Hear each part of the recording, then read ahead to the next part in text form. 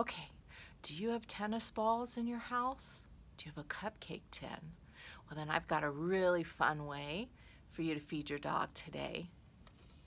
Ta-da! This is how I'm feeding Dawson. So what I did is I put food underneath the tennis balls, and he has to sniff to find the underneath the tennis balls to find the food. I've actually put food under each of the tennis balls this time, but what you can also do is only put food in certain ones, so they have to figure out which ones have the food in them. It's really fun, and dogs love to use their sense of smell, so it's a wonderful enrichment opportunity for your dog. So give that a try. I'd love to hear what you think. Okay,